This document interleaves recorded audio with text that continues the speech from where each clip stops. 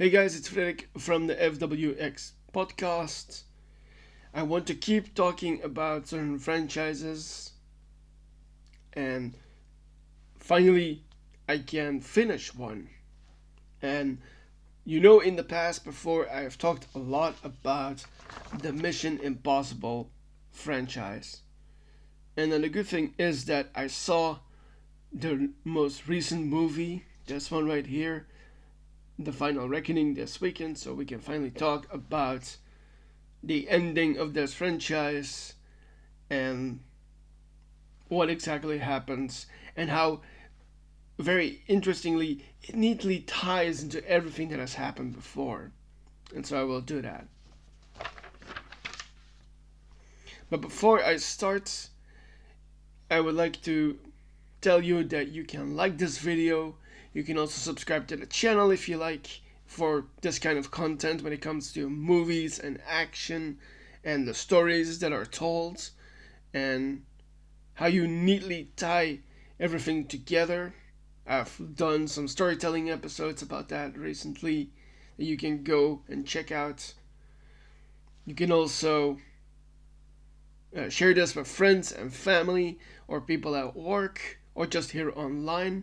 You can also type away in the comment section, but do keep it polite and friendly, of course. And that is all for now. Okay, let's start talking about Mission Impossible, The Final Reckoning. Here's the poster. So, let's start talking about it. So we start this movie with Ethan still on the run after getting the key, that special key that he has that could gain him access to the malevolent artificial intelligence that we've come to know as the Entity. And Ethan has now gotten a hold of this key. And it's been 2 months since he has it. And it starts with him getting a message from none other than the United States President, Erica Sloan.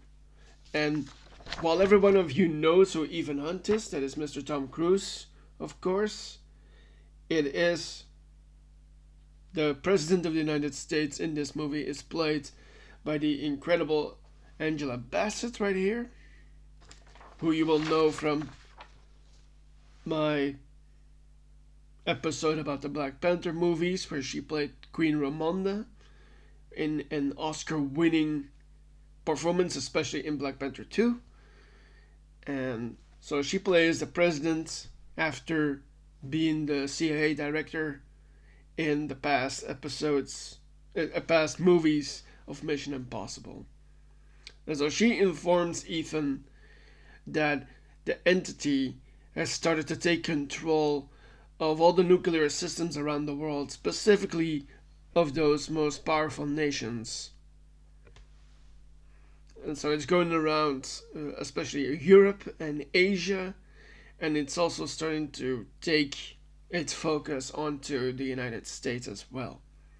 And they're aided by a propaganda arm that has started to recruit people that have absolutely been brainwashed by it. And so they become cultists. And they serve the Entity because they no longer have any relation to its proxy, Gabriel, who is someone from Ethan's pre-IMF life. And that person is played in this movie by Esai Morales, who is now on the run himself, trying to look for a way to get control of the Entity so that he can be its proprietor. And so Ethan is on the run, and he is ordered by President Erica Sloan to surrender that key so that they can control the Entity to use it for their own sakes. But Ethan, of course, doesn't trust anybody, after everything that happened, specifically the death of the woman that he got close to before, played by Rebecca Ferguson in past movies, where she played Ilsa Faust. That's her. And unfortunately, she got killed in Venice by Gabriel in a fight. And she used to be a former MI6 agent. So that's already how it's kind of tied up for the past 3 movies. Okay, so Ethan is on the run with the key, with the access to the entity, and he goes to London to meet up with possibly his closest person in years, besides the women that he has been with, friend or friendly, or have been married to. And that is, of course, Benji Dunn, played in this movie by Simon Pegg. And they go to visit the other member of their team, played in this movie, of course, by Ving Rhames, who plays Luther Stickle, another IMF team member of Ethan's, and he's also an expert hacker that we've seen since the beginning of this franchise. And so Luther is currently in an off-the-grid lab in the subterranean parts of London, where he has been finishing up on something that could actually target the entity and take it out. And he calls it the poison pill. And it's malware that could be used to destroy the entity. And they're confronted here by Gabriel, who has gotten his hands, unfortunately, on the situation, and that leads to them dealing with another bomb, just like it did in the previous movie in Dead Reckoning, where they traveled to somewhere in the Middle East. I believe it was the UAE, where Benji had to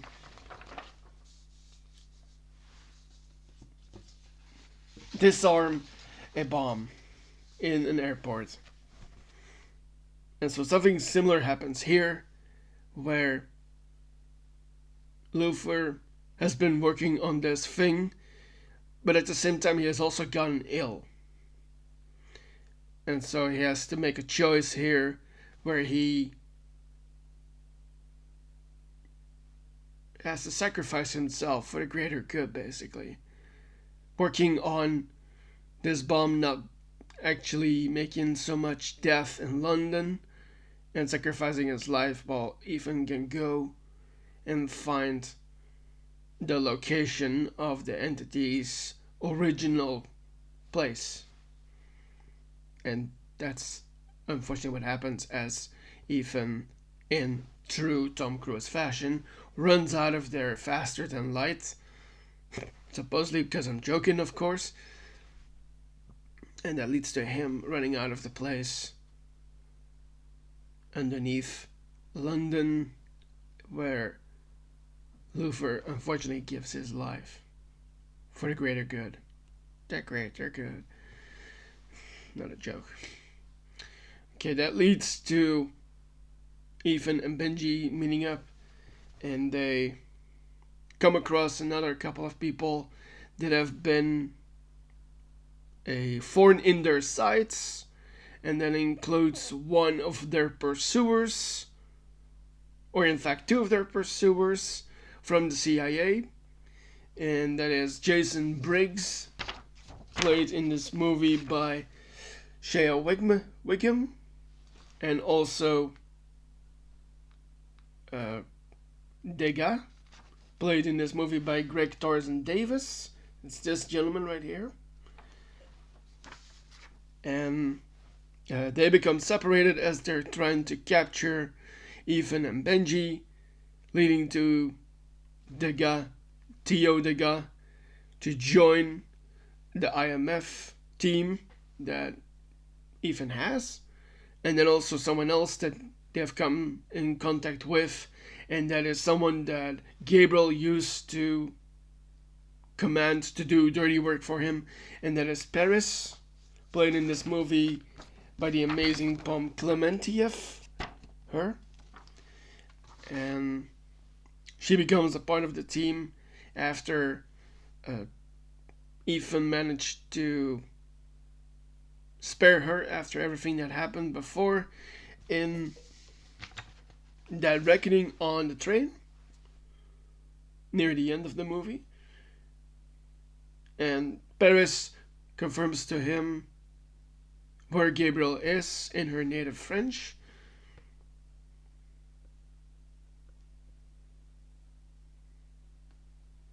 Which leads to this new team of allies and former enemies and current people to join forces and become a new kind of team in of itself.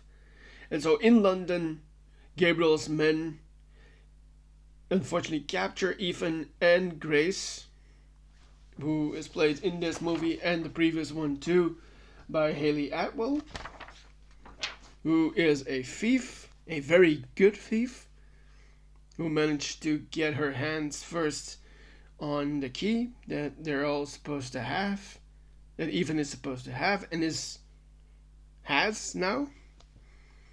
And so that leads to them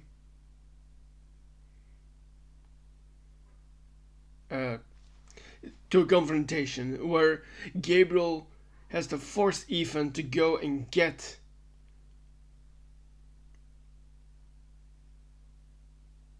a certain kind of thing so that Gabriel can get access to the entity.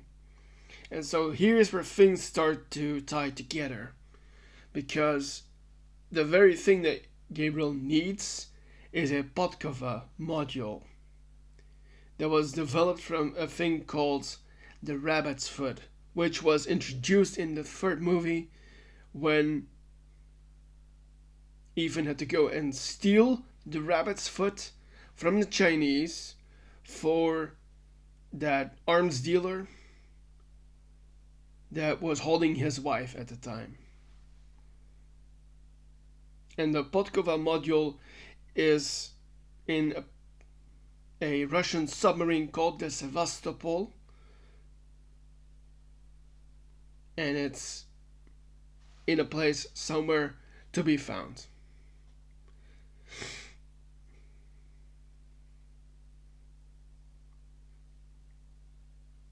And so the Podkova module would give Gabriel access to the entity. But for that, they first need to go and get that module. And with some luck and the team's help, Ethan and Grace escape, while Ethan also says to them where to go. And while this is happening, they come upon a strange box, which is kind of like a VR set for the whole body, basically. And Ethan gets in because he thinks he's going to get the right information from the entity itself and where to find all those things. But for that, he needs to let it in. He needs to accept the reality that the entity is trying to force onto the world. And so, inside this thing, as he is strapped in, because at first he just gets in easily, but then it closes and he gets strapped down by this high state-of-the-art box. He gets visions of the entity, which shows him pictures and like AI like footage of a nuclear apocalypse that is about to happen. And this also ties into what is about to happen in London, as the entity says that one of your team members will need to die because it needs access to a digital bunker in South Africa where it could possibly survive this oncoming apocalypse. And that results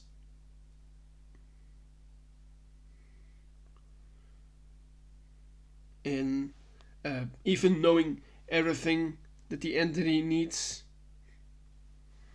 And so he is on the same level of knowledge now that gets him to get out of this specific, cool, highly technological box. So gets out, he tasks his team to go and get the coordinates for the Sevastopol submarine so they can go and retrieve that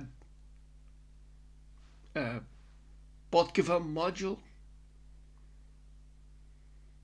while he is trying to go back to save Luthor. But as this is happening, Gabriel unfortunately gets to Luthor, trapping him with that bomb I was talking about, and stealing also that poison pill that they needed, leading to Luthor having a very emotional and tender moment with Ethan as Ethan's trying to get into the place as it has lockdown, and Luthor has this conversation with Ethan that I need to do this. This is the only way forward for us to go. And so he sacrifices himself as Ethan is running the hell out of there. And that leads to Ethan realizing that there's only one way so I can get myself to that submarine, and that is to basically surrender myself to the American authorities. And that brings him to a place called the Mount Weather Emergency Operations Center, which is a special location in the United States where, well, as it says, they do the operations in case of emergencies. And here he learns from the top brass that they have 3 days until the entity takes over all the remaining nuclear weapons all over the world and launches this nuclear Armageddon to be the sole ruler over Earth. And everyone in the top brass is not happy with this news that Ethan has been evading them for so long, and is also very much against Ethan's offer to the president that he needs specific things to go and get the module so we can get access to the entity itself. And ultimately, he does. He manages to convince President Sloan to go and locate this Sevastopol submarine, which is against the objections of the CIA director Eugene Kittredge, played in this movie by someone I've mentioned before, Henry Czerny. I hope I pronounced his name right. And so Ethan gets his practical things while he's in the process of getting those practical things. Meanwhile, the team of Grace, Benji, Paris, and Degas travel to a place that they have concluded that it's possibly where that submarine is close to.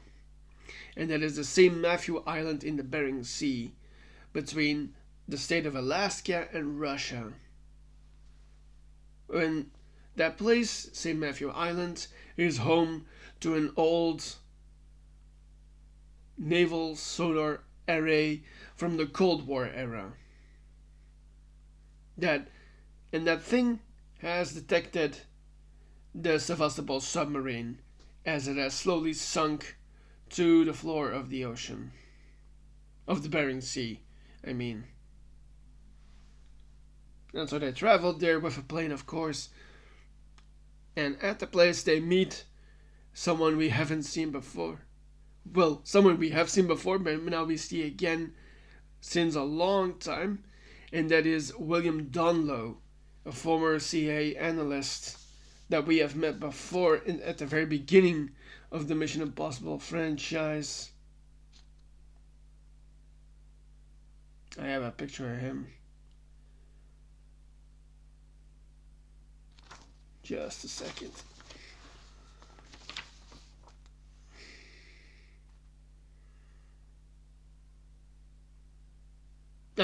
It's this gentleman right here, Rolf Saxon, that plays William Dunlow.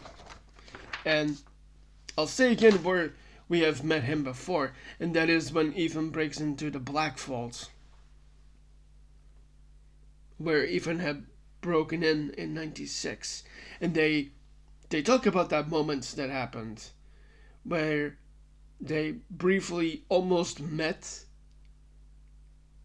because after it happened, Dunlow was exiled to St. Matthew Island, following the break-in at the CIA headquarters. And it turns out that Dunlow has actually memorized the coordinates of the Sevastopol, because he was present at that moment when the Sevastopol at first had been taken over by the entity and began to sink to the ocean floor. But they're not alone here, as the Russians have brought their special forces along to get those coordinates, because they also want control over the entity so they can resume to be a supreme player on the world. And this also, another person that is important here is the person that Dunlow met all the way back, and that is now his wife, Tepisa, played in this movie by this lady right here, Lucy Tuligarjuk. I hope I pronounced that right. And at first it's kind of a standoff as they all meet each other. And very much a room thriller kind of genre thing, where it's kind of a set-off between each other, where they try to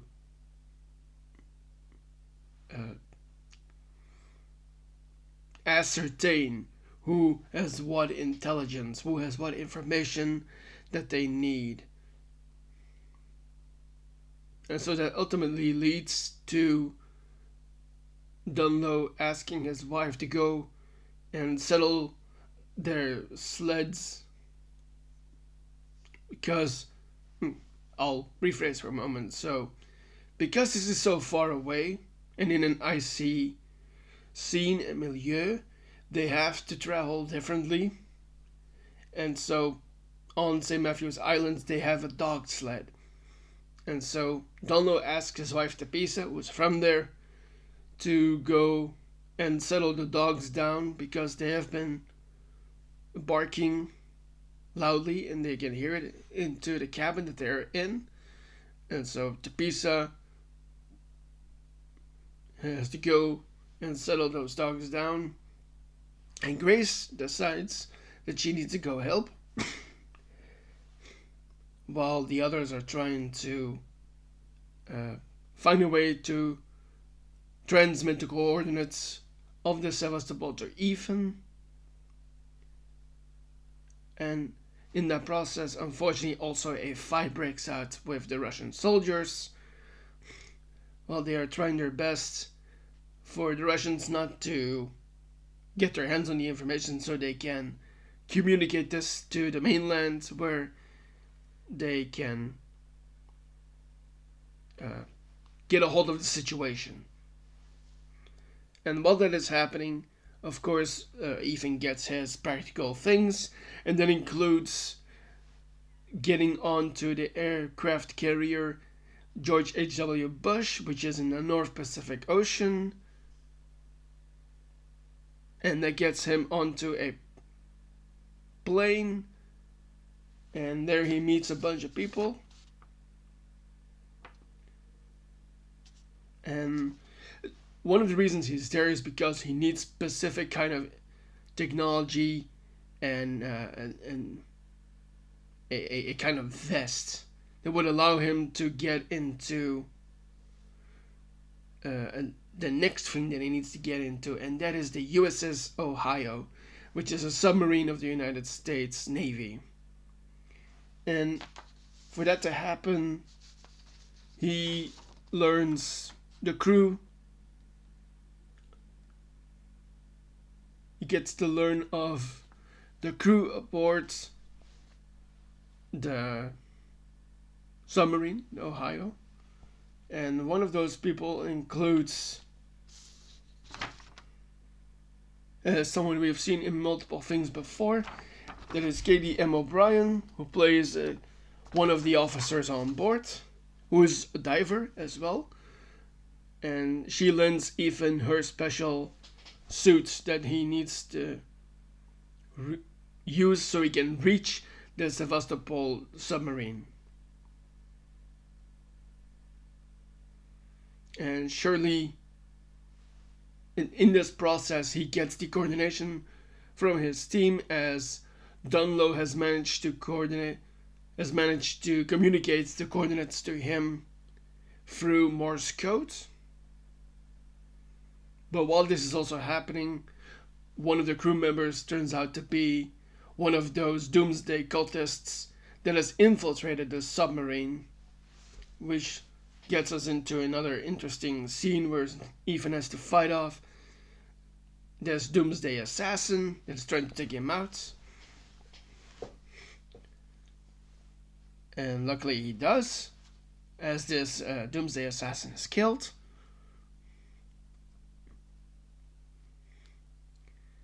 Which leads to him preparing to get to the Sevastopol, where he can get the Podkova module.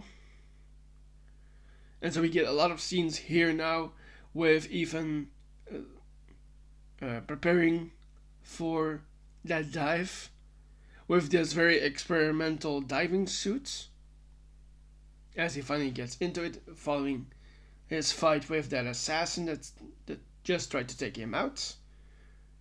And it gets us a lot of scenes next with him going to the ocean at the exact coordinates. And he gets through a lot of water first before he actually gets to reach the Sevastopol. And we get a lot of scenes with him going from one cabin on the Sevastopol to the next as he enters the thing. And he also notices, of course, that this thing still has a lot of missiles, and he has to go through that cabin, which finally leads him to the place where the specific kind of entry point is, where he can get the Podkova module.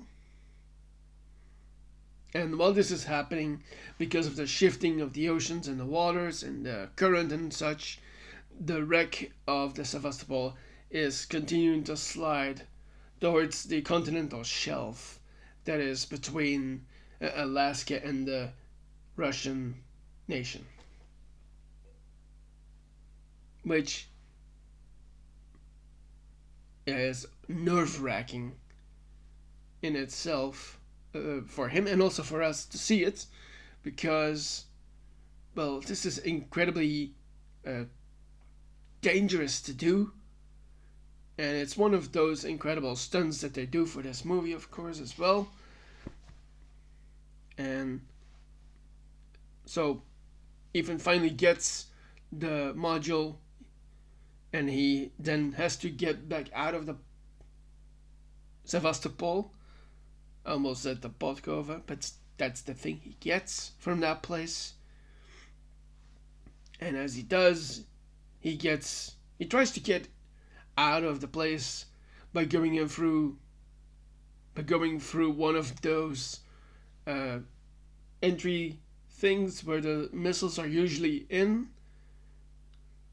or torpedoes as it's called, and there's not enough space for him and the thing that he has on his back that allows him to stay in a more protected state, basically, so that he can survive this, actually. But that doesn't work because it's too much, so he has to take it off, and that leaves him in only his swimming trunks and the thing that is holding the Podkova in, which leads to him getting back to the surface, and at the very last end he starts to have the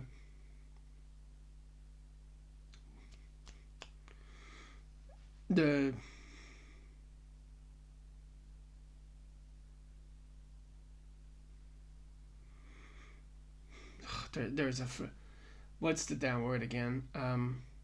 It starts to get the symptoms of decompression sickness, which is from being underwater for so long and having no air, because the suit that he used has specific kind of things, chemicals that allow him to stay underwater for so long and at that level because of the decompression. So he had to take that suit off so that he could finally escape, unfortunately. And so he finally does. He narrowly escapes without the diving suit. So it's just him and the Podkova that he's holding on to.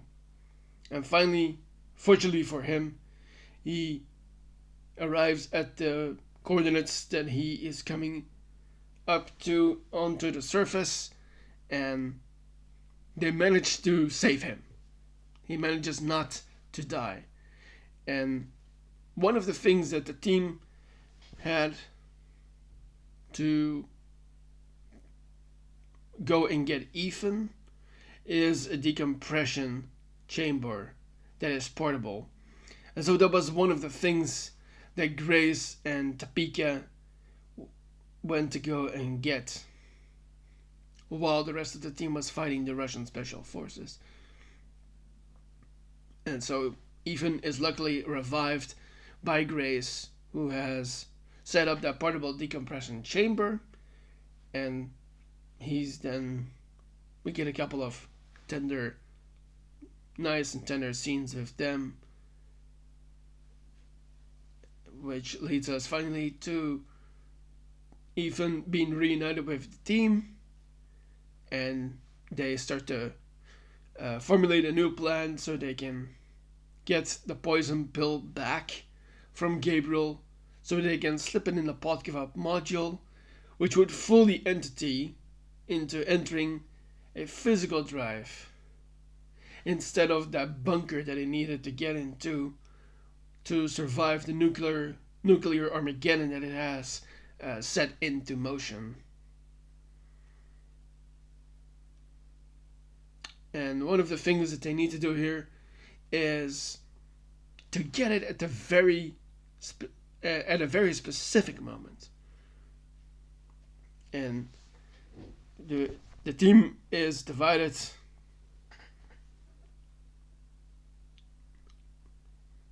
Well, I'll rephrase just a little here because I was right on the money, though. Because they need to get to a new space, which is that bunker in South Africa. And so on the plane there, they explain what they need to do. And they put out the plan. And so that includes Ethan and Grace, and then Paris and Benji and Degas. Meanwhile, our good friend Briggs, again played by Shea Wiggum, is back to serving the U.S. Intelligence community. And that leads to the team getting to South Africa, of course, to get into that bunker. And at this bunker, Gabriel ambushes the team with yet another time bomb that this time has a nuclear element in it. And he demands that they give up the pot cover. But here's the little thing. Even needs for Gabriel to get the pot cover.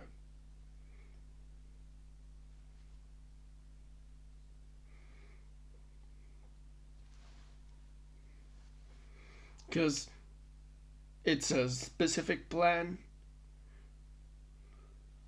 You know what? I'll check it for a moment.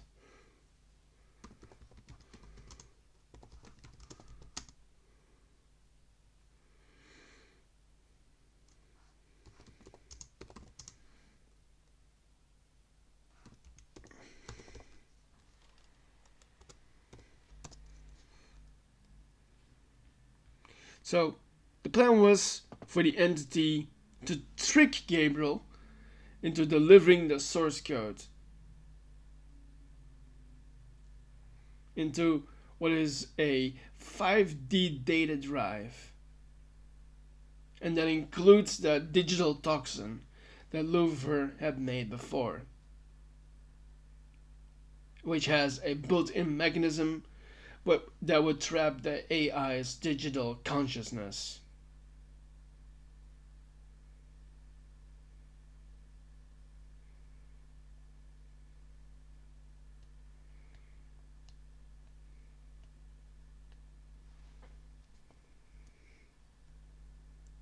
And so first they planted the poison pill, which was designed by Lucifer, as I said, into the pot cover. Well, I'll come back on that. So,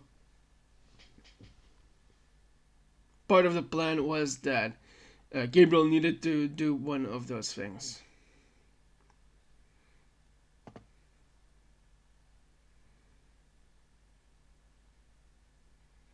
And so at the bunker we have a standoff between the team, Gabriel with his guys, and then also the US, as Kittredge, Director Kittredge of the CIA, interrupts them as he also wants control of the entity. But it's not clear if it's for himself or for the US government. And in the discussion and in the confrontation, a gunfight again breaks out as the guys that Gabriel commands take over those that were about... I'm gonna rephrase again. So, at the bunker, there's a standoff between the three factions. The IMF team, Gabriel and his troops, those cultists that the entity has, and then the US government people, including the CIA director, Kittredge. And they all seek control of the entity, except for the IMF team. And in this moment, there's a gunfight that breaks out. And that bomb, unfortunately, gets activated. And in the process, unfortunately, somebody gets shot, and that is Benji in this case, who again is played in this movie by Simon Pegg, who we've seen through the whole franchise, basically. And they come up with a...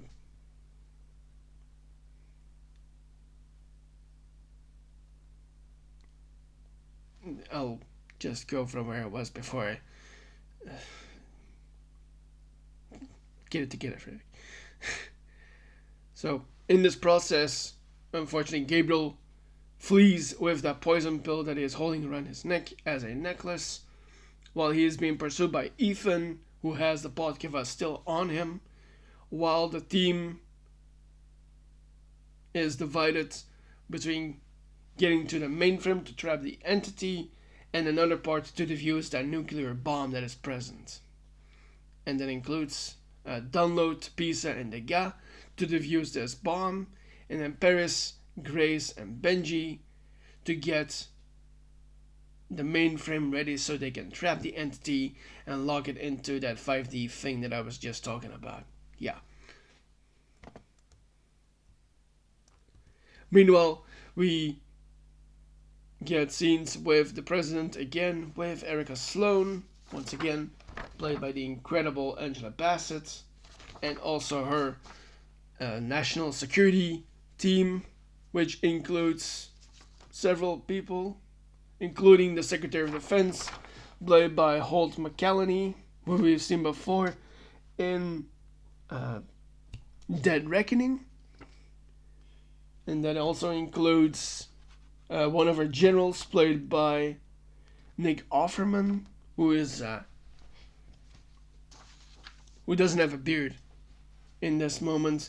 And it also includes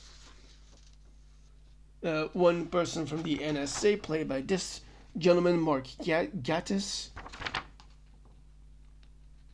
And then also someone that is present is one of the Secret Service people, played by Lorraine Tai, who is part of the president's security detail. And detail is just a different word for team. And maybe someone else too. And someone from the NRO, Charles Parnell. I'm gonna look up quickly for you guys what the NRO is.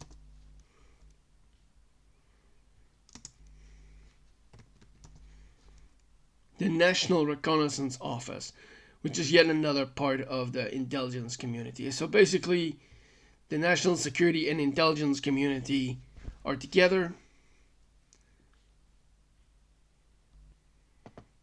to get control of the entity, because that is what they want, so they can use it to restore the world. And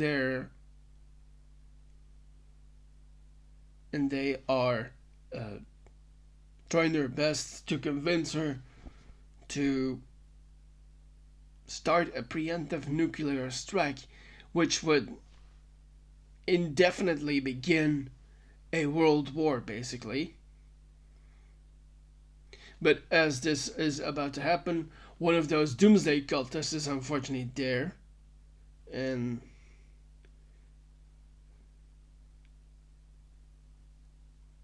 as he is trying to do this, he is tackled by that secret service person that I just talked about, and shot. But unfortunately, this assassin managed to kill one of the people present, and that is the role that Nick Offerman plays, the chairman of the Joint Chiefs, which is a high cabinet role in the US government. In this movie, I will say, because that's not the case in real life. And so he unfortunately dies. And in that moment, Sloan finally decides that no, I am not going to start a damn world war here by starting to take out other places. And she decides to not do it, which is an amazing feat in of itself. And while this is happening, Ethan is going after Gabriel on a biplane, which is what you see in this poster right here. And this includes those incredible stunts that you see in the movie, which also kind of resemble what happens in Mission Impossible Fallout, where Ethan's trying to get yet another thing from Henry Cavill's character in that movie. who turns out to be um, the leader of the apostles in that movie, to tie it back again.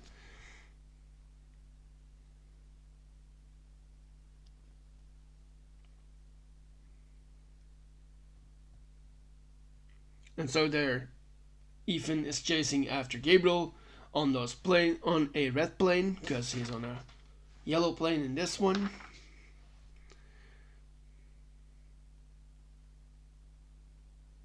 And finally he gets onto that yellow plane, climbs onto it.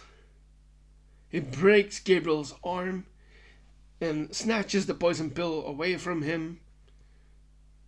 And in the process, Gabriel is unfortunately grievously killed because he hits that yellow part here at the end, the rudder, as he's trying to escape from Ethan because he has a parachute on him. But unfortunately he is killed by that thing, which leads to Ethan having to find another parachute. But he fortunately quickly does, but in the process the parachute has started to burn, in fact, and so that leads him into getting into midair from high up, of course. And while he is doing that, he puts the poison pill into the Podkova as he is falling through the air with that first parachute burning. And he does this just in time, allowing Grace to really quickly trap the entity just before it can start its final nuclear launch, as it has taken hold of also the United States nuclear weapons. But she just manages to do that in that final moment, which was breathtaking in its own right. And that leads us to finally the good ending of this franchise, as we get the last couple of moments. And so, as Ethan finally gets to the ground, and a little thing about parachutes, by the way. Usually, we get one thing that you see, but there are actually two parts. So, that first thing that burned off, so he manages to get a hold of that second part, which allows him to finally arrive safely back on the ground. And as he does, he finds that this Podkova, along with the poison pill, has a part that he did not expect, which was a farewell message from Luthor. And it's a beautiful message. And you know what? I'll read it to you.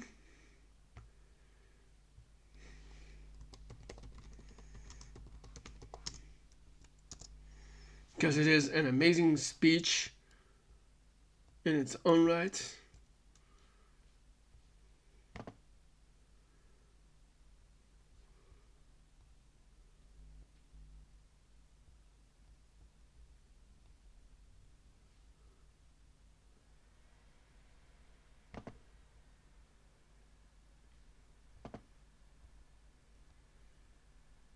So this is from the monologue at the end of Luthor.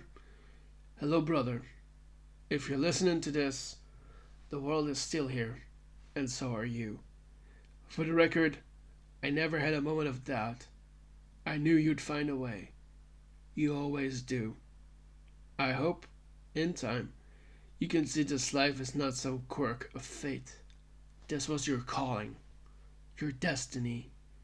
A destiny that touches every little thing. Like it or not, we are masters of our fate. Nothing is written, and our cause, however righteous, pales in comparison to the impact of our effect. Any hope for a better future comes from willing that future into being. A future reflecting the measure of good within ourselves, and all that is good inside us is measured by the good we do for others. We all share the same fate, the same future, the sum of our infinite choices. One such future is built on kindness, trust, and mutual understanding, should we choose to accept it. Driving without question towards a light we cannot see, not just for those we hold close, but for those we'll never meet. I hope you know I'll always love you, brother, and I will see you again, though I hope it's not too soon. The world still needs you. Of course, they'll never know it, but we did. We who live and die in the shadows. This message will self-destruct in 5 seconds. Good luck, Ethan. And so, that is a beautiful message from Luther. And I love that in and of itself, especially given the times that we are in these days. But it applies so much to the moments in this movie and to our real lives as well. And so, I want that to be an inspiring message to you too, the viewers of this video. But I have a couple of last things to go through before this episode ends. And so, finally, the Podkova with the poison pill is destroyed, as Luther says. And in a bit of kind of a joke in some kinds, even gives the destroyed Podkova to Kidrich and Briggs, as Kidrich still actually wants it, but then is faced with the fact that, oh damn, he managed to do it. He managed to save the damn world. And even has a moment with Briggs too, because he has realized all of this time that actually Briggs is not somebody or anybody. And I'll show again who that is. That's this guy, Briggs. Because Briggs is actually the son of Ethan's old mentor, Jim Phelps, initially played in the first movie by Jon Voight. And Briggs finally realizes that Ethan has a way of doing things, and also makes peace with Ethan for finally not just doing the job, but also for writing things the right way, because Jim Phelps was in the very first movie the person that betrayed the whole team. And Briggs has finally come to the conclusion that that was the only way. And so he makes peace with Ethan for exposing his father as the one that betrayed the team. And finally, we meet with Ethan in London again, as Grace gives him the drive in which she has trapped the entity. And we get several scenes with the different people from the team as everyone parts ways with each other, waiting to work again, to serve those in the light as they walk the shadows, to serve those that they will never meet. And it's a little thing I said here as a message because that speech from Luther is amazing. And so we have come to the end of this franchise, of the Mission Impossible franchise. So I know a lot of people initially online do a lot of rating and reviewing and all of this. You heard from what I've been saying that I don't really do that, but I do have to say that for a movie like this, with the duration that it has, because That's maybe my one gripe with it, that it goes on a little too long.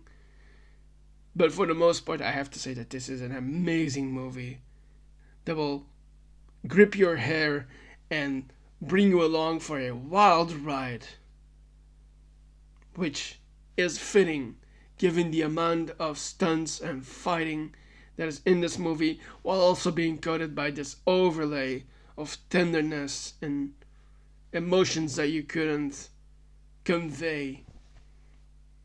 Well, you could convey those emotions, but what I mean is this is a perfect movie to me. And so that brings this franchise to a wrap, and that brings this episode of the FWX podcast to a wrap. And before I go, I want to remind you that you can like this video. You can also subscribe to the channel for this kind of content when it comes to action movies and storytelling and interesting characters. And you can do that.